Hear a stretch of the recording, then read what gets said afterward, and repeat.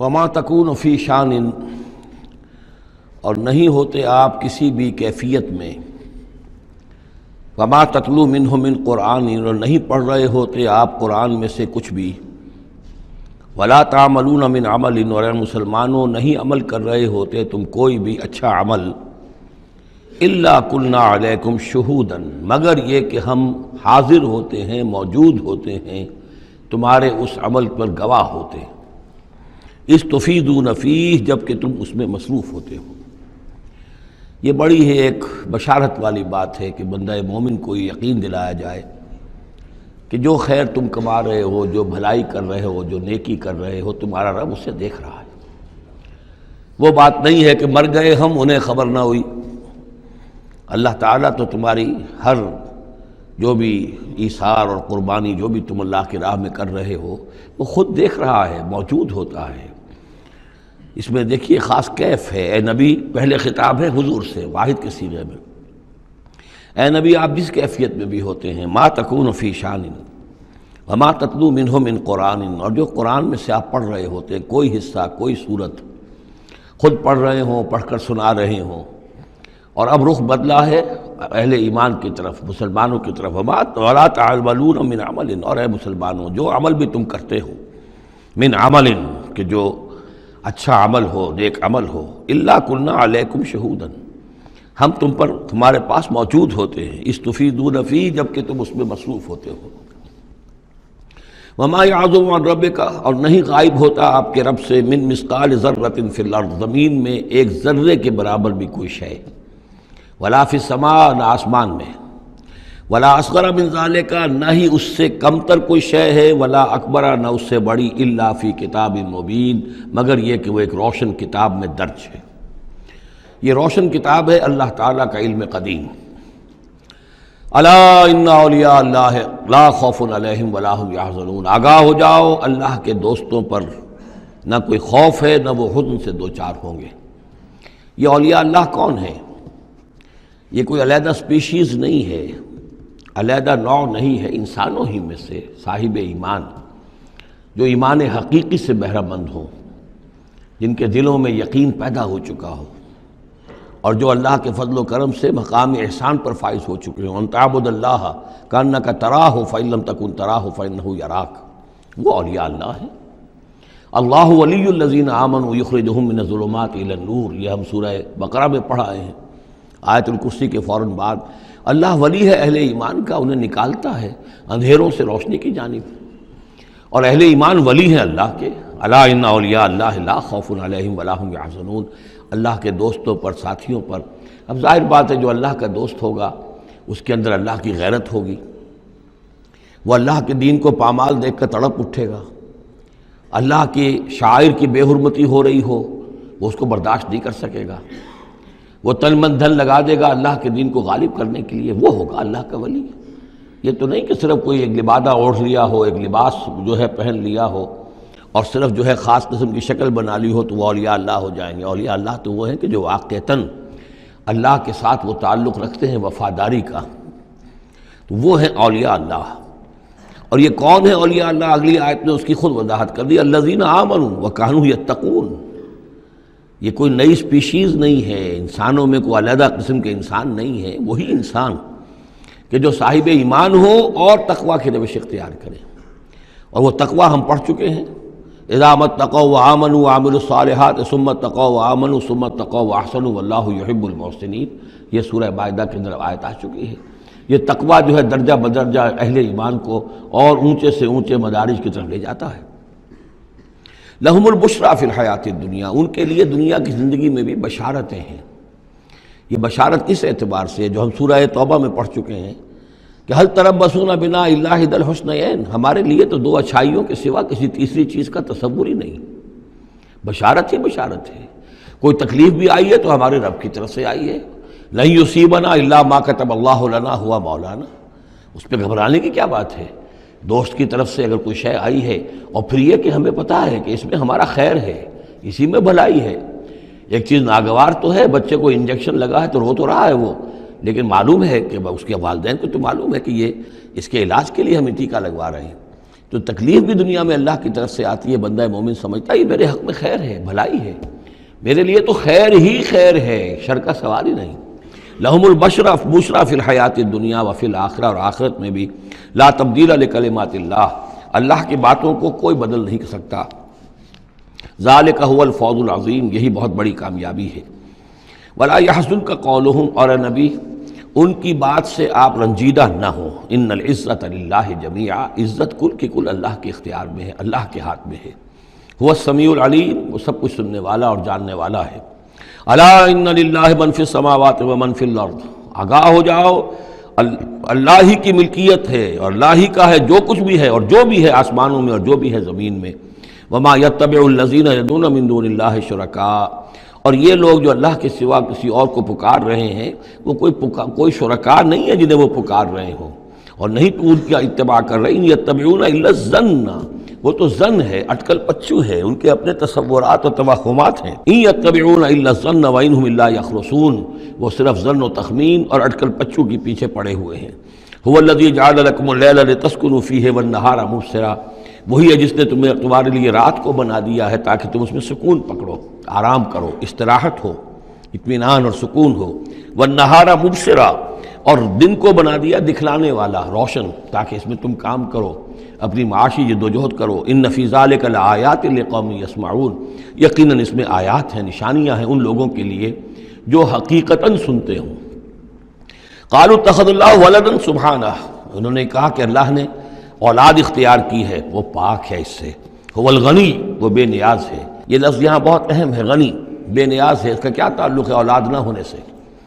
اصل میں انسان کو اولاد کی تمنا اس لیے ہوتی ہے کہ اسے یہ معلوم ہے کہ مجھے مرنا ہے، میں تو فانی ہوں، میری اولاد کے ذریعے سے میرا نام زندہ رہے گا۔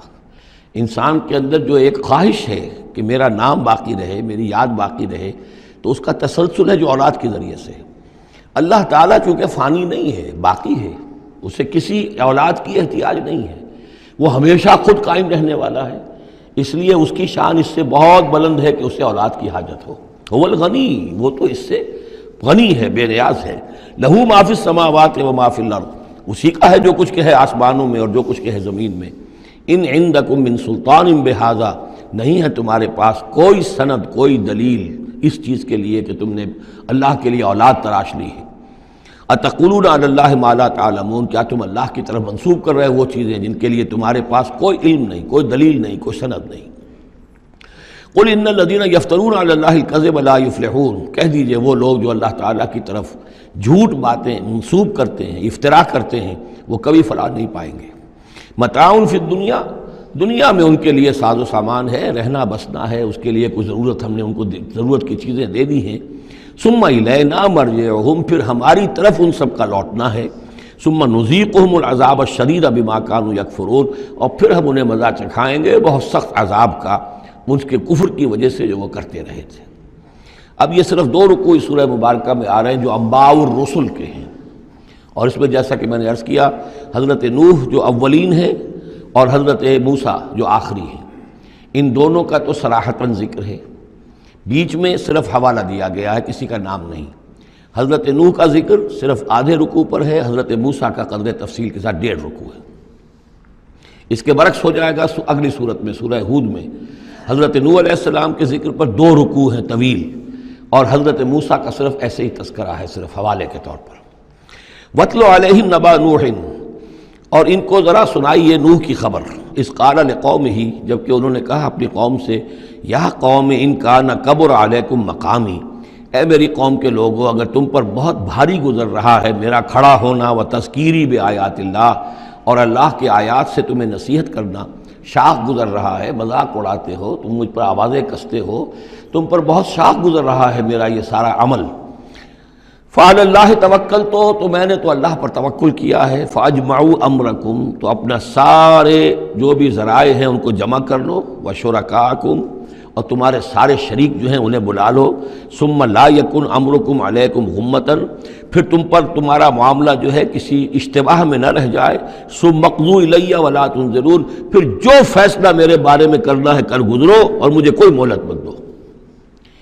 یہ جو انداز ہے چیلنج کا، اور یہ اس سے پتہ چلتا ہے کس درجے دل دکھ چکا تھا حضرت نوح علیہ السلام کا۔ استہزاء سے، تمسخر سے، مذاق سے۔ اللہ کا ایک بندہ ہے، 950 برس بیت چکے ہیں، کوئی سن کر نہیں دے رہا ہے، تو اس وقت جو آخری بات، اچھا اب جو بھی تم کر سکتے ہو، میرا کوئی بگاڑ سکتے ہو بگاڑ لو، اپنی ساری قوت جمع کر لو، جیسا کہ اس سے پہلے آ چکا ہے، اور بھی انبیاء نے اس طرح کی بات کہی۔ پھر بالآخر فَإِن تَوَلَّيْتُمْ، اور پھر اگر تم یہ نہ کرو، اگر تم اس کھلے مقابلے میں بھی نہ آؤ، اور اس میں اس بات کا خیال موجود ہے، یعنی اس بات کا امکان موجود ہے کہ ان کے دل میں چور ہو کہ ہم اس کے خلاف کوئی اقدام کریں، اسے قتل کر دیں، نوح کے خلاف کوئی اور ہم ایسا اقدام کریں تو پتہ نہیں کوئی مصیبت ہم پر نہ آ جائے،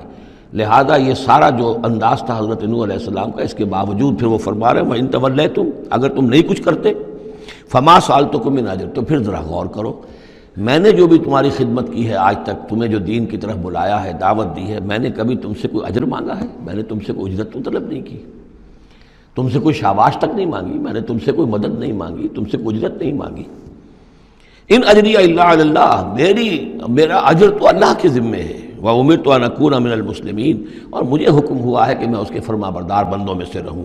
فکذبوہ، تو انہوں نے پھٹلا دیا اس کو، فنجیناہ، تو ہم نے نجات دے دی اس کو، ومن معہ فی الفلک، اور جو بھی اس کے ساتھ تھے اس کی کشتی میں، وجعلناہم خلائف، اور انہی کو پھر ہم نے خلفاء بنا دیا زمین کے اندر، پھر انہی کو خلافت عطا کی، انہی کو جانشین بنایا۔ وَأَغْرَقْنَا الَّذِينَ كَذَّبُوا بِآيَاتِنَا، اور غرق کر دیا ان لوگوں کو جنہوں نے ہماری آیات کی تکذیب کی تھی۔ فَانظُرْ كَيْفَ كَانَ عَاقِبَةُ الْمُنذَرِينَ، تو دیکھو کیسا انجام ہوا ان کا جنہیں خبردار کر دیا گیا تھا۔ ثُمَّ بَعَثْنَا مِن بَعْدِهِ رُسُلًا، پھر ہم نے بھیجا ان کے بعد بہت سے رسولوں کو، الی قومہم، اپنی اپنی قوموں کی طرف، فجاءوہم بالبینات، تو وہ سب کے سب آئے ان کے پاس روشن دلیلیں لے کر، فما کانوا لیؤمنوا بما کذبوا بہ من قبل، لیکن وہ جس چیز کے انکار پر اڑ چکے تھے وہ ساری روشن دلیلیں دیکھنے کے باوجود بھی اس کو ماننے والے نہ بنے۔ کذالک نطبع علی قلوب المعتدین، اسی طرح ہم مہر کر دیا کرتے ہیں حد سے تجاوز کرنے والوں کے دلوں پر۔ ثم بعثنا من بعدہم موسیٰ و ہارون، اب یہ دیکھیے وہ جو ایک لنک جو ہے، جو میں نے آپ کو بتایا تھا، ایک چین ہے، حضرت نوح، حضرت ہود، حضرت صالح، حضرت لوط، حضرت شعیب اور حضرت موسیٰ، یہ 6 کا ذکر قرآن مجید میں بار بار آتا ہے۔ یہاں پر حضرت نوح کا اور حضرت موسیٰ کا، درمیان میں صرف ثم بعثنا من بعدہم رسلا، اور بھی رسول آئے، ان کا یہاں صراحتاً تذکرہ نہیں ہے۔ پھر ہم نے بھیجا ان کے بعد موسیٰ اور ہارون کو الی فرعون و ملئہ، فرعون اور اس کے سرداروں کی جانب، بے آیاتنا، اپنی نشانیوں کے ساتھ، فاستکبروا وکانوا قوما مجرمین، انہوں نے استکبار کیا اور وہ تھے مجرم قوم، گناہگار لوگ۔ فلما جاءهم الحق من عندنا، تو جب ان کے پاس ہمارے پاس سے ان تک ہمارے پاس سے حق پہنچا، قالوا ان ھذا لسحر مبین، تو انہوں نے کہا یہ تو کھلا جادو ہے۔ قال موسیٰ تقولون للحق لما جاءکم، موسیٰ نے کہا ان سے کہ کیا تم حق کے لیے کہہ رہے ہو، یہ حق ہے جو تم پر آیا ہے اور جو تم تک پہنچا ہے، اسحر ھذا، کیا یہ جادو ہے؟ ولا یفلح الساحرون، اور ساحر تو کبھی فلاح نہیں پایا کرتے۔ قالوا اجئتنا لتلفتنا عما وجدنا علیہ آباءنا، انہوں نے کہا موسیٰ کیا تم ہمارے پاس آئے ہو کہ تم ہمیں پھیر دو ان چیزوں سے، ان طریقوں سے، ان رسوم سے، ان ریتوں سے، ان رواجوں سے کہ جس پر ہم نے پایا اپنے آباء و اجداد کو، وَتَكُونَ لَكُمُ الْكِبْرِيَاءُ فِي الْأَرْضِ، اور تم دونوں کے لیے ہی حکومت ہو جائے اور بلندی ہو جائے اور بڑائی ہو جائے زمین کے اندر۔ دونوں سے مراد حضرت موسیٰ اور حضرت ہارون علیہ السلام۔ وَمَا نَحْنُ لَكُمَا بِمُؤْمِنِينَ، اور ہم ہرگز تم دونوں کی بات ماننے والے نہیں ہیں۔ وَقَالَ فِرْعَوْنُ ائْتُونِي بِكُلِّ سَاحِرٍ عَلِيمٍ، اور فرعون نے کہا لے آؤ میرے پاس تمام جو ماہر اور جادوگر ہیں ان کو جمع کر لو۔ فلما جاء السحرة قال لهم موسیٰ القوا ما انتم ملقون، تو جب وہ جادوگر آ گئے تو موسیٰ نے ان سے فرمایا کہ ڈالو جو تم ڈالنے والے ہو۔ فلما القوا، جب انہوں نے ڈالا، قال موسیٰ ما جئتم به السحر، موسیٰ نے فرمایا یہ جو تم لائے ہو، جو تم نے پیدا کیا، یہ جادو ہے۔ ان اللہ سیبطلہ، ان قریب اللہ تعالیٰ اس کا باطل ہونا ثابت کر دے گا، اسے نسیہ منسیہ کر دے گا، ہباء منصورہ کر دے گا۔ ان اللہ لا یصلح عمل المفسدین، یقیناً اللہ تعالیٰ مفسدوں کے عمل کو راہ یاب نہیں کرتا، کامیاب نہیں کرتا۔ وَيُحِقُّ اللَّهُ الْحَقَّ بِكَلِمَاتِهِ، اور اللہ تعالیٰ تو حق کو حق ثابت کرتا ہے اپنے کلمات سے، وَلَوْ كَرِهَ الْمُجْرِمُونَ، خواہ یہ مجرموں کو کتنا ہی ناگوار ہو۔ فما آمن لموسیٰ الا ذریۃ من قومہ علی خوف من فرعون وملئہم ان یفتنہم، تو نہیں ایمان لائے موسیٰ پر مگر ان کے نوجوان اس کی قوم میں سے، کچھ نوجوان اس کی قوم میں سے، کچھ لڑکے، علی خوف من فرعون، فرعون کے خوف کی وجہ سے، وہ ملئہم، اور ان کے اپنے سرداروں کے خوف کی وجہ سے، ان یفتنہم، کہ وہ ان کو مصیبت میں اور تکلیف میں مبتلا کریں گے۔ یہ بہت اہم ہے جو آیت ہے، اس کو سمجھ لیجئے کہ وہاں جو صورتحال تھی کہ یہ جو قبطی قوم تھی جو اس وقت وہاں پر حکمران ہے آل فرعون، اور یہ جو اسرائیلی ہیں یہ ان کے محکوم ہیں، لیکن محکوم قوموں میں سے بھی اکثر ایسے لوگ ہوتے تھے اور ہمیشہ ہوئے ہیں کہ حکمران قوم ان میں اپنے ایجنٹ بنا لیتے ہیں، ان میں سے کچھ لوگوں کو خطابات دے دیتے ہیں، جیسے ہمارے یہاں خان بہادر اور خان صاحب، اور یہ جو خطابات دے دے کے انگریزوں نے مسلمانوں میں اور ہندوؤں میں وہ اپنے ایجنٹ اور اپنے وفادار لوگوں کا ایک جتھا بنا لیا تھا۔ یہ لوگ ہوتے تھے تو ہندوستانی، لیکن ہر اعتبار سے برطانیہ کے خیر خواہ اور حکومت کے وفادار، اس کے لیے فوج کے لیے بھرتی کرانے میں تیز ہیں۔ تو اس طرح کے لوگ جو تھے اسرائیلی قوم میں بھی ایسے چودھری لوگ موجود تھے کہ جن کو کچھ دربار میں رسائی حاصل تھی، جن کو کچھ رسوخ حاصل تھا، اور وہ گویا کہ آل فرعون کے ایجنٹ بنے ہوئے تھے خود اپنی قوم کے اندر۔ یہ ہے وہ معاملہ کہ وہ ڈرتے تھے وہ لوگ، اگر ہم موسیٰ پر ایمان لے آئے تو یہ ہماری اپنی قوم کے جو چودھری لوگ ہیں، یہ خان صاحب اور جو یہ خان بہادر لوگ جو ہیں، یہ پھر ہمیں ستائیں گے، یہ ہماری رپورٹیں کریں گے اور ہماری جو ہے ان رپورٹوں کے اوپر گوشمالی ہوگی۔ فما آمن، لیکن یہ کہ بہرحال نوجوان خون ایسا ہوتا ہے کہ اس کے اندر پھر زیادہ مصلحت بینی نہیں ہوتی۔ جو ذرا ادھیڑ عمر کے لوگ ہوں وہ زیادہ مصلحت بین ہو جاتے ہیں، ان کی خوا میں اتنی طاقت بھی نہیں ہوتی، خون میں اتنا جوش بھی نہیں رہتا، تو نوجوان جو ہے وہ تو رزق دیتا ہے۔ تو یہ سارا پورا فلسفہ جو اس ایک آیت میں موجود ہے۔ فما آمن لموسیٰ الا ذریۃ من قومہ، خود اس کی قوم میں سے بھی، سب کے سب حضرت موسیٰ کو نبی ماننے والے نہیں تھے، نہیں مانی بات موسیٰ کی ان کی قوم میں سے بھی مگر کچھ نوجوانوں نے، کچھ نوجوان، کچھ لڑکوں نے، علی خوف من فرعون، فرعون کے خوف کی وجہ سے، وہ ملئہم، اور ان کے اپنے سرداروں کے خوف کی وجہ سے، ان یفتنہم، کہ وہ انہیں پرسیکیوٹ کریں گے، ان کو فتنے میں مبتلا کریں گے۔ وَإِنَّ فِرْعَوْنَ لَعَالٍ فِي الْأَرْضِ، اسی طرح کا ایک شخص قارون تھا۔ قارون جو ہے وہ قوم موسیٰ سے تھا، اسرائیلی تھا، لیکن یہ کہ سرکار دربار میں رسائی تھی، وفادار تھا حکومت کا، اسی کی وجہ سے بڑے بڑے ٹھیکے ملتے تھے، جیسے ہمارے ہاں ٹھیکیدار ہوتے تھے بڑے بڑے لوگ، تو اس کے پاس اتنی دولت جمع ہو گئی تھی۔ وہ سارا تذکرہ جو ہے آگے چل کر آئے گا سورہ قصص کے اندر، تھا تو قوم موسیٰ میں سے تھا، فرعونی تو نہیں تھا، لیکن یہ کہ وہ حضرت موسیٰ کے خلاف چالیں چلتا تھا، اور وہ ساری جو ہے وہ سرکار دربار کی جو خوشامد ہے وہ کام کرتا تھا، اسی سے پھر اس کو دولت ملتی تھی۔ وَإِنَّ فِرْعَوْنَ لَعَالٍ فِي الْأَرْضِ، اور یقیناً فرعون جو ہے وہ بہت سرکشی کر رہا تھا زمین میں، وَإِنَّهُ لَمِنَ الْمُسْرِفِينَ، اور یقیناً وہ بہت حد سے بڑھنے والا تھا۔ وقال موسیٰ یا قوم، اب انہوں نے ان سے جو بھی ایمان لے آئے تھے ان پر کہا، ان سے کہا، قال یا موسیٰ قوم ان کنتم آمنتم باللہ، اب اگر تم اللہ پر ایمان لے آئے ہو، فعلیہ توکلوا، تو اب اللہ پر توکل بھی کرو، ان کنتم مسلمین، اگر تم واقعتاً فرما بردار ہو گئے ہو۔ فقالوا علی اللہ توکلنا، تو انہوں نے کہا ہاں آپ اللہ پر توکل کرتے ہیں، اپنا معاملہ اللہ کے حوالے کرتے ہیں۔ ربنا لا تجعلنا فتنة للقوم الظالمین، اے اللہ تو ہمیں ان ظالموں کے لیے تختہ مشق نہ بنا دے، اے اللہ ایسا نہ ہو کہ تو ہمارے ذریعے سے ان کو آزمائے، یعنی یہ کہ جیسے کہ ابو جہل ستا رہا تھا، ابو جہل کی آزمائش ہو رہی تھی، لیکن تختہ مشق حضرت یاسر، حضرت سمیہ بن رہی تھی رضی اللہ تعالیٰ عنہما، تو اے اللہ ہمیں نہ آزما، ہم پر ان کا زور نہ آزما، یعنی ہمیں تختہ مشق نہ بنا دے۔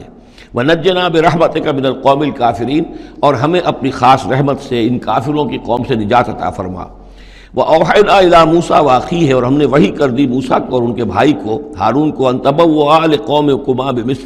بِمِصْرَ بُيُوتًا، کہ تم اپنی قوم کے لیے مصر میں کچھ گھر معین کر لو، ان گھروں کے اندر جمع ہو کر اللہ کی یاد کیا کرو، جیسے کہ دار ارقم جو ہے مکہ مکرمہ میں محمد رسول اللہ صلی اللہ علیہ وسلم نے وہ ایک مقرر کر لیا تھا، وہیں پر آپ ٹھہرتے تھے، کوئی آتا تھا تو وہیں پر ملاقات ہوتی تھی۔ ان تبوأ لقومکما بمصر بیوتا، کہ تم کوئی معین کر لو مصر میں کچھ گھر، واجعلوا بیوتکم قبلۃ، اور اس کے علاوہ یہ کہ اپنے گھر بناؤ ہی قبلہ رخ، اس لیے کہ مسجدیں تو بنا نہیں سکتے، اور وہ معاملہ جو ہے فرعون کے خوف سے، تو یہ کہ گھر اپنے قبلہ رخ بناؤ تاکہ وہاں تم نمازیں پڑھا کرو۔ اب اس سے معلوم ہوتا ہے کہ قبلہ ان کا بھی تھا کوئی،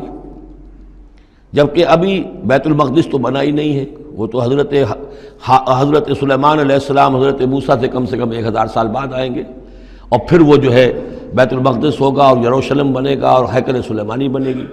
لہذا قبلہ تب اس وقت کا قبلہ کس کا تھا، کون سا تھا؟ یہی بیت اللہ قبلہ تھا۔ ان کے جو وہ خیمے ہوتے تھے قربان گاہ کے خیمے، ان کے بارے میں تفاصیل آتی ہے تورات کے اندر کہ وہ ایسے نصب کیے جاتے تھے کہ جب کوئی شخص جو ہے وہ قربانی پیش کرتا تھا تو اس کا رخ جو ہے سیدھا کعبے کی طرف ہوتا تھا۔ تو وَجْعَلُوا بُيُوتَكُمْ قِبْلَةً، اپنے گھر جو ہے قبلہ رو بناؤ، وَأَقِيمُوا الصَّلَاةَ وَبَشِّرِ الْمُؤْمِنِينَ، نماز قائم رکھو اور اہل ایمان کو بشارت دو۔ وقال موسیٰ ربنا انک آتیت فرعون وملأہ زینة واموالا فی الحیاۃ الدنیا، اور موسیٰ نے عرض کیا پروردگار تو نے فرعون اور اس کے سرداروں کو زینت، چمک دمک عطا کر دی ہے اور اموال عطا کر دی ہیں دنیا کی زندگی میں۔ ربنا لیضلوا عن سبیلک، پروردگار اس لیے کہ وہ لوگوں کو گمراہ کرے تیرے راستے سے۔ ان کے پاس زور ہے، اقتدار ہے، اختیار ہے، دولت ہے، چمک دمک ہے۔ اب ظاہر بات ہے کہ عام لوگ ادھر ہی متوجہ ہوتے ہیں، انہی چیزوں سے اثر قبول کرتے ہیں۔ تو نے دے رکھا ہے، تیرا ہی اختیار ہے، دینے والا تو ہی ہے، تو کیا تو نے یہ سب کچھ نے اس لیے دیا ہے کہ یہ تیرے بندوں کو گمراہ کرے؟ ربنا لیضلوا عن سبیلک ربنا اطمس علی اموالہم، اے اللہ اب ان کے اموال مٹا دے،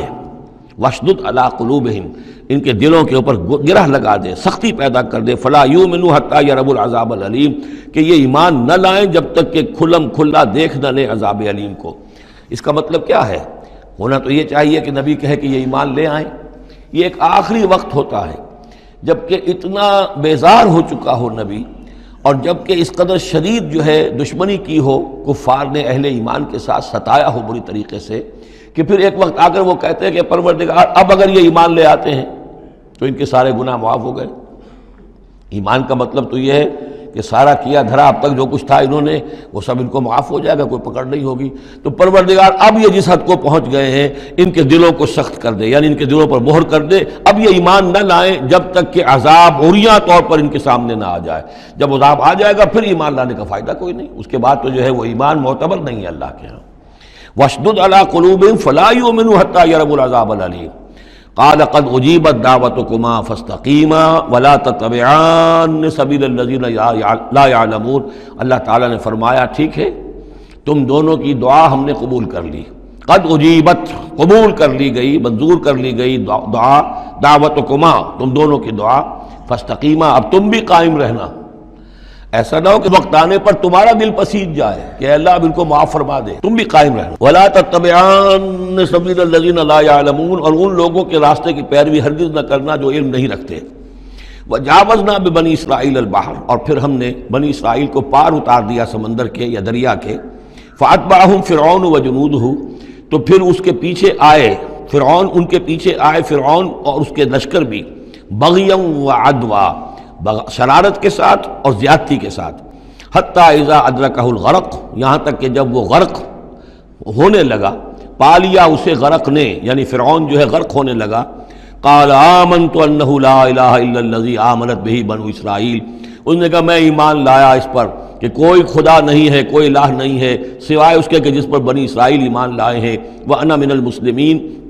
اور میں اس کے فرما برداروں میں سے ہوں۔ الآن، کیا اب ایمان لا رہے ہو؟ وقد عصیت قبل، حالانکہ اس سے پہلے تم نافرمانی کرتا رہا، وکنت من المفسدین، اور تو نہایت فساد کرنے والوں میں سے تھا۔ فالیوم ننجیک ببدنک، تو اب آج ہم تمہارے بدن کو نجات دے دیں گے، یہ گلے سڑے گا نہیں، محفوظ رہے گا۔ لتکون لمن خلفک آیا، تاکہ تو اپنے بعد والوں کے لیے ایک نشانی بنا رہے۔ اس کی فرعون کی لاش جو ہے مل گئی تھی، صرف یہ کہ ناک پر سے کہیں سے کسی مچھلی نے کچھ کاٹا تھا، وہ صرف باقی ہے کہ پوری فرعون کی وہ لاش جو ہے محفوظ ہے۔ لتکون لمن خلفک آیہ وان کثیرا من الناس عن آیاتنا لغافلون، اور یقیناً بہت سے لوگ ہماری آیات سے غفلت ہی برتتے رہتے ہیں۔ وَلَقَدْ بَوَّأْنَا بَنِي إِسْرَائِيلَ مُبَوَّأَ صِدْقٍ، اور ہم نے بنی اسرائیل کو بہت ہی عمدہ جگہ فراہم کر دی۔ وَرَزَقْنَاهُم مِّنَ الطَّيِّبَاتِ، اور انہیں روزی دی بہت ہی اچھی پاکیزہ چیزوں کی۔ فَمَا اخْتَلَفُوا، تو انہوں نے نہیں اختلاف کیا، حتیٰ جاءہم العلم، یہاں تک کہ علم ان کے پاس آ گیا۔ ان ربک یقضی بینہم یوم القیامہ، یقیناً آپ کا رب فیصلہ کرے گا ان کے مابین قیامت کے دن، فیما کانوا فیہ یختلفون، جن چیزوں میں کہ وہ اختلاف کرتے رہے تھے۔ فإن كنت فی شک مما انزلنا الیک، پھر اگر تمہیں کوئی شک ہے اس چیز کے بارے میں کہ جو آپ پر نازل کی ہے ہم نے، بظاہر خطاب حضور سے ہے صلی اللہ علیہ وسلم، لیکن ظاہر بات ہے کہ حضور کے لیے کوئی امکان نہیں کہ آپ کو کوئی شک ہوتا. یہ بظاہر خطاب حضور سے ہے، لیکن یہ حقیقتاً خطاب ہو رہا ہے اہل مکہ سے کہ اگر تمہیں کوئی شک ہے اس چیز کے بارے میں جو محمد پر نازل ہوئی. لیکن یہ کہ بسا اوقات ایسا ہوتا ہے کہ جن سے کوئی بات کہنی ہوتی ہے اس سے اس قدر نفرت ہو چکی ہو کہ براہ راست انہیں خطاب کرنا بھی انسان کو پسند نہ ہو، تو پھر وہ کسی اور کو خطاب کر کے وہ بات کہتا ہے جو سنانی کسی اور کو ہوتی ہے. اگر تمہیں شک ہے اس چیز کے بارے میں کہ جو ہم نے اپنے اس بندے محمد پر نازل کی ہے صلی اللہ علیہ وسلم، فاسأل الذین یقرؤون الکتاب من قبلک، تو پھر پوچھ لیجئے ان لوگوں سے کہ جن کو کتاب دی گئی تھی آپ سے پہلے. لقد جاءک الحق من ربک، اے نبی آپ کے پاس حق آیا ہے آپ کے رب کی طرف سے. فلا تکونن من الممترین، تو ہرگز نہ ہو جائیں آپ شک کرنے والوں میں. پھر نوٹ کر لیجئے میرے نزدیک یہاں بظاہر خطاب حضور سے ہے، اصل میں روح سخن جو ہے وہ مشرکین عرب سے ہے. ولا تکونن من الذین کذبوا بآیات اللہ، اور بت بن جانا ہرگز ان لوگوں میں سے جنہوں نے اللہ کی آیات کو جھٹلایا. فتکون من الخاسرین، تو ہو جاؤ گے خسارہ پانے والوں میں سے. ان الذین حقت علیہم کلمۃ ربک لا یؤمنون، یقیناً جن لوگوں کے اوپر کہ تیرے رب کی بات واقع ہو چکی ہے، ثابت ہو چکی ہے، جو قانون خداوندی کی زد میں آ چکے ہیں، جو ضد اور ہٹ نرمی کی وجہ سے اپنے دلوں پہ مہر کروا چکے ہیں، وہ ایمان نہیں لائیں گے. لا یؤمنون ولو جاءتہم کل آیۃ، چاہے کتنی ہی آیتیں آ جائیں، کتنی ہی نشانیاں آ جائیں، حتیٰ یروا العذاب العلیم، وہ ایمان نہیں لائیں گے جب تک کہ اپنی آنکھوں سے عذاب علیم کو دیکھ نہ لیں. جیسے کہ فرعون کا معاملہ ہوا کہ جب غرق ہونے لگا تب ایمان لایا. فلولا کانت قریۃ آمنت فنفعها ایمانها، تو کیوں نہ ہوئی کوئی بستی کہ جو ایمان لاتی اور اسے اس کے ایمان نے نفع پہنچایا ہوتا، الا قوم یونس، سوائے ایک قوم یونس کے. حضرت یونس علیہ السلام کو بھیجا گیا تھا نینوا کی طرف، وہاں انہوں نے دعوت دی. معاملہ وہی ہوا جو تمام رسولوں کے ساتھ ہوا ہے، قوم نے انکار کیا، سرکشی پر اڑے رہے. پھر یہ خبر دے کر اور چلے گئے کہ اب 3 دن کے اندر اندر تم پر عذاب آ جائے گا. محسوس ایسا ہوتا ہے کہ انہیں اجازت اللہ کی طرف سے جانے کی نہیں آئی تھی. رسول کا معاملہ ایسا ہوتا ہے کہ وہ اپنی جگہ کو چھوڑ کر نہیں جا سکتا جب تک کہ اللہ کی طرف سے ایکسپریس پرمیشن نہ ہو، واضح اجازت. جیسے ہمارے ایگزیکٹو آفیسرز ہوتے ہیں، ڈی سی ہے تو ضلع کو چھوڑ کے نہیں جا سکتا وہ بغیر اجازت کے، اس لیے کہ ظاہر بات ہے وہاں کے امن و امان کا سارے ذمہ داری اس کی ہے. تو نبی کا معاملہ مختلف ہے، رسول کا مختلف ہے. رسول کو جب کسی جگہ پر کسی قوم کی طرف کسی علاقے کی طرف بھیج دیا گیا، اب چاہے کچھ بھی ہو، جب تک کہ وہاں پر سے اجازت نہ آئے کہ اس قوم کو چھوڑ کر تم جا سکتے ہو، رسول نہیں جا سکتا. چنانچہ آپ کو معلوم ہوتا ہے کہ جب سیرت میں آپ پڑھتے ہیں ہجرت کے واقعات، تو حضرت ابوبکر جو ہیں، حضور نے عام مسلمانوں کو اجازت دے دی تھی چلے جاؤ مدینے، لیکن خود انتظار میں تھے کہ اللہ کی طرف سے خصوصی اجازت آ جائے. حضرت ابوبکر پوچھتے رہتے تھے، اونٹنیاں تیار کی ہوئی تھیں، لیکن جب تک وہ اجازت نہیں آئی آپ وہاں سے روانہ نہیں ہوئے. تو ایسا محسوس ہوتا ہے کہ حمیت دین میں کچھ بہت زیادہ جوش آیا حضرت یونس علیہ السلام کے. بہرحال حمیت دینی اور اللہ کی غیرت جو ہے وہ اچھی شے ہے، لیکن وہ جوش کے اندر بس صرف یہ ان سے نظر انداز ہو گیا معاملہ کہ اپنی اللہ تعالیٰ کی طرف سے واضح اجازت آئے بغیر اپنی قوم کو چھوڑ کر چلے گئے. اس کا نتیجہ یہ نکلا کہ جب عذاب کے آثار شروع ہوئے اور قوم نے دیکھا کہ جو بات کہی تھی یونس نے وہ تو صحیح نکل رہی ہے، لہذا وہ پوری قوم نے توبہ کی، گڑ گڑائے، اپنے سب بچوں کو عورتوں کو لے کر باہر نکل آئے، مال مویشی سامان لے کر گڑ گڑا کر اللہ سے توبہ کی، تو اللہ نے ان کی توبہ کو قبول کر لیا. حالانکہ عذاب کے آثار شروع ہونے کے بعد توبہ قبول نہیں ہوتی، لیکن ایک استثناء ہے، چونکہ جو رسول بھیجے گئے تھے ان رسول کی طرف سے ذرا جلدی ہو گئی اور اجازت کے بغیر وہ اپنی قوم کو چھوڑ کر چلے گئے، لہذا اس جو بھی ڈیبٹ ہوا ہے رسول کے کھاتے میں اس کا کریڈٹ ہو گیا ہے اس قوم کو، اور اس کے لیے ایک استثناء قائم ہو گئی ہے پوری تاریخ کے اندر کہ وہ عذاب کے آثار آنے کے باوجود پھر انہوں نے توبہ کی اور اللہ نے ان کی توبہ کچھ عرصے کے لیے قبول کر لی، عذاب کو ٹال دیا. فلولا کانت قریۃ آمنت فنفعها ایمانها الا قوم یونس، تو کیوں نہ ہوئی کوئی بستی کو جو ایمان لے آتی، یعنی عذاب کے آثار شروع ہونے کے بعد، اور پھر اسے اس کا ایمان لانا مفید ہوتا، سوائے قوم یونس کے. لما آمنوا، جب وہ ایمان لے آئی قوم، کشفنا عنہم عذاب الخزي فی الحیات الدنیا، ہم نے کھول دیا ان سے، ہٹا دیا ان سے دنیا کی زندگی میں وہ رسوا کن عذاب، ومتعناہم الی حین، اور ایک وقت معین کے لیے ہم نے انہیں اور مہلت دے دی، ایک فریش لیز آف ایگزسٹنس ان کو عطا کر دیا. وَلَوْ شَاءَ رَبُّكَ لَآمَنَ مَنْ فِي الْأَرْضِ كُلُّهُمْ جَمِيعًا، اور اگر آپ کا رب چاہتا ہے نبی صلی اللہ علیہ وسلم تو جو بھی زمین میں ہے سب کے سب ایمان لے آتے۔ یہ باتیں سورہ انعام میں بہت یعنی شد و مت کے ساتھ آ چکی ہیں، وہ ذروۂ سلام ہے اس موضوع کا کہ آپ کے دل میں کتنی بھی خواہش ہو کہ یہ سب لوگ ایمان لے آئیں، لیکن یہ کہ اللہ تعالیٰ نے تو ضابطہ رکھا ہوا، جو طالب حق ہوگا اسے حق ملے گا، جو طالب ہدایت ہوگا اسے ہدایت ملے گی، جو ضد پر، ہٹ درمی پر، تعصب پر اور کسی ضد میں آ گیا ہے اسے اللہ تعالیٰ ہدایت نہیں دے گا۔ اگر جبراً اللہ نے ہدایت دینی ہوتی تو دنیا میں کوئی بھی کافر نہ ہوتا، سب کے سب مومن ہوتے، متقی ہوتے۔ آخر اللہ کے فرشتے کتنے ہیں؟ سب مومن ہیں، متقی ہیں، پاک ہیں، صاف ہیں، کہیں کوئی غلطی نہیں، معصیت نہیں، کہیں لا یعصون اللہ ما امرہم ویفعلون ما یؤمرون، وہ جو بھی کچھ انہیں حکم ہوتا ہے بجا لاتے ہیں اللہ تعالیٰ کے احکام، کسی حکم کی نافرمانی نہیں کرتے۔ انسانوں کو پیدا کیا ہے امتحان کے لیے، خلق الموت والحیات لیبلوکم ایکم احسن عملا، لہذا آپ اس معاملے میں بس اپنا فرض ادا کریں، باقی کون ایمان لا رہا ہے کون نہیں لا رہا وہ معاملہ ہم سے متعلق ہے۔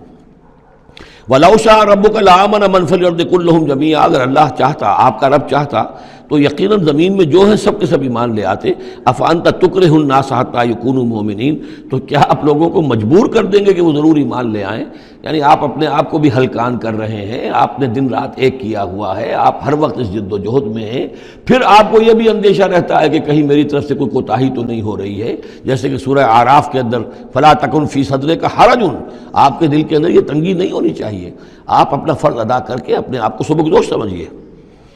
وَمَا كَانَ لِنَفْسٍ أَن تُؤْمِنَ إِلَّا بِإِذْنِ اللَّهِ، اور کسی جان کے لیے ممکن ہی نہیں ہے، کسی انسان کے لیے کہ وہ ایمان لائے مگر اللہ کے اذن سے۔ وَيَجْعَلُ الرِّجْسَ عَلَى الَّذِينَ لَا يَعْقِلُونَ، اور جو عقل سے کام نہیں لیتے اللہ تعالیٰ ان کے اوپر تو گندگی مسلط کر دیتا ہے۔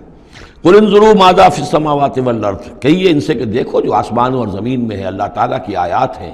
آسمان میں بھی ہیں زمین میں بھی ہیں۔ وَمَا تُغْنِي الْآيَاتُ وَالنُّذُرُ عَنْ قَوْمٍ لَا يُؤْمِنُونَ، لیکن یہ ساری آیات کام نہیں آتی، اور یہ ساری انذار اور ڈر سنانا اور جو بھی دعوت و تبلیغ ہے وہ ان لوگوں کے لیے جو ایمان نہیں لانا چاہتے مفید نہیں ہے۔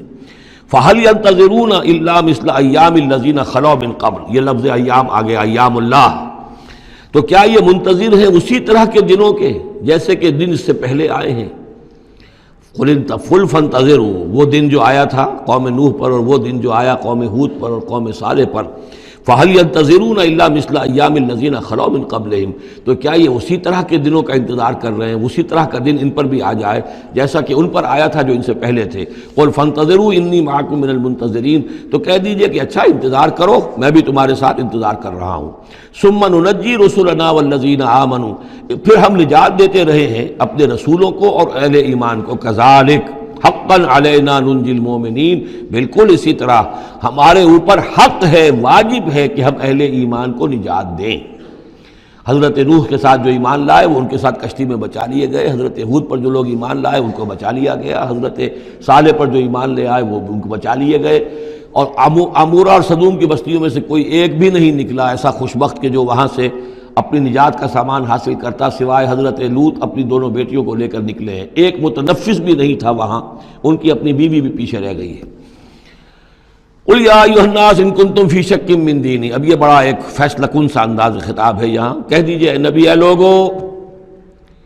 إِن كُنتُمْ فِي شَكٍّ مِّن دِينِي، اگر تمہیں میرے دین کے بارے میں کوئی شک ہے، یعنی تم مجھ پر دباؤ ڈال رہے ہو کہ میں تمہارے دین کی پیروی کروں، تو تمہیں کچھ شک ہے شاید میرے بارے میں کہ میں اپنے دین پر پوری طرح جازم نہیں ہوں، پوری طرح قائم نہیں ہوں، شاید مجھے اس کے اوپر پورا وثوق حاصل نہیں ہے، یہ جو تم محنت کر رہے ہو، مجھے جو ہے مجھ پر دباؤ پریشرائز کر رہے ہو مجھے۔ قُلْ يَا أَيُّهَا النَّاسُ إِن كُنتُمْ فِي شَكٍّ مِّن دِينِي فَلَا أَعْبُدُ الَّذِينَ تَعْبُدُونَ مِن دُونِ اللَّهِ، تو میں ہرگز نہیں پوجنے والا ان کو جن کو تم پوجتے ہو اللہ کے سوا۔ وَلَٰكِنْ أَعْبُدُ اللَّهَ الَّذِي يَتَوَفَّاكُمْ، بلکہ میں تو پوجوں گا اور پرستش کروں گا اسی اللہ کی جو تمہیں قبض کرے گا۔ وَأُمِرْتُ أَنْ أَكُونَ مِنَ الْمُؤْمِنِينَ، اور مجھے حکم ہوا ہے کہ میں ایمان لانے والوں میں سے ہو جاؤں۔ وَأَنْ أَقِمْ وَجْهَكَ لِلدِّينِ حَنِيفًا، اور اے نبی آپ تو اپنے چہرے کو سیدھا رکھیے دین حنیف کی طرف، دین کی طرف حنیف ہو کر، یکسو ہو کر۔ وَلَا تَكُونَنَّ مِنَ الْمُشْرِكِينَ، اور ہرگز نہ ہوئیے ان مشرکوں میں سے۔ وَلَا تَدْعُ مِن دُونِ اللَّهِ مَا لَا يَنفَعُكَ وَلَا يَضُرُّكَ، اور مت پکاریے ہرگز اللہ کو چھوڑ کر ان ہستیوں کو جنہیں یہ پکار رہے ہیں جو نہ نفع پہنچا سکتی ہیں اور نہ نقصان۔ فَإِن فَعَلْتَ، اور اگر بالفرض آپ نے ایسا کیا فَإِنَّكَ إِذًا مِّنَ الظَّالِمِينَ تو پھر آپ بھی ظالموں میں سے ہو جائیں گے۔ وَإِن يَمْسَسْكَ اللَّهُ بِضُرٍّ فَلَا كَاشِفَ لَهُ إِلَّا هُوَ، اور اگر اللہ تعالیٰ آپ کو کوئی ضرر پہنچائے، تکلیف پہنچائے، تو کوئی نہیں ہے اس کا کھولنے والا، دور کرنے والا سوائے اس کے۔ وَإِن يُرِدْكَ بِخَيْرٍ، اور اگر وہ ارادہ کر لے آپ کے ساتھ بھلائی کا، خیر کا، اچھائی کا، فَلَا رَادَّ لِفَضْلِهِ، تو اس کے فضل کو لوٹانے والا کوئی نہیں جو آڑ بن جائے، روک بن جائے، رکاوٹ بن جائے اس کے فضل کے راستے میں۔ یصیب بہ من یشاء من عبادہ، وہ اپنا فضل دیتا ہے اپنے بندوں میں سے جس کو چاہتا ہے، پہنچاتا ہے جس کو چاہتا ہے۔ وہو الغفور الرحیم، اور وہ غفور اور رحیم ہے۔ قل یا ایھا الناس، کہہ دیجئے اے لوگو، قد جاءکم الحق من ربکم، تمہارے پاس تمہارے رب کی طرف سے حق آ چکا ہے۔ فمن اہتدی، تو جو کوئی بھی ہدایت پائے، فانما یہتدی لنفسہ، تو وہ اپنے بھلے کو ہدایت پاتا ہے، اس کا فائدہ اسی کو ہوگا، عاقبت اس کی سنورے گی، اللہ کی رحمت اس کے شامل حال ہوگی۔ ومن ضل، اور جو بھٹک جائے، جو گمراہ ہو جائے، فإنما يضل علیہا، تو وہ بھی اپنی جان پر وبال لے گا، اس کا سارا وبال اس کی اپنی جان پر آئے گا۔ وما انا علیکم بوکیل، اور میں کوئی تمہارا ذمہ دار نہیں ہوں، میں تمہارے اوپر کوئی داروغہ بنایا نہیں گیا ہوں، میں تمہارے بارے میں مسئول نہیں ہوں، اللہ کے ہاں مجھ سے تمہارے بارے میں باس پرس نہیں ہوگی۔ ولا تسأل عن اصحاب الجحیم، آپ سے نہیں پوچھا جائے گا جہنمیوں کے بارے میں۔ واتبع ما یوحی الیک، اور اے نبی آپ پیروی کرتے رہیے اس کی کہ جو آپ کی طرف وحی کیا جا رہا ہے۔ واصبر، اور صبر کیجئے، جمے رہیے، ڈٹے رہیے، ان کے دباؤ کو برداشت کیجئے، حتیٰ یحکم اللہ، یہاں تک کہ اللہ تعالیٰ فیصلہ سنا دے۔ وہو خیر الحاکمین، اور یقیناً وہ بہترین فیصلہ کرنے والا ہے۔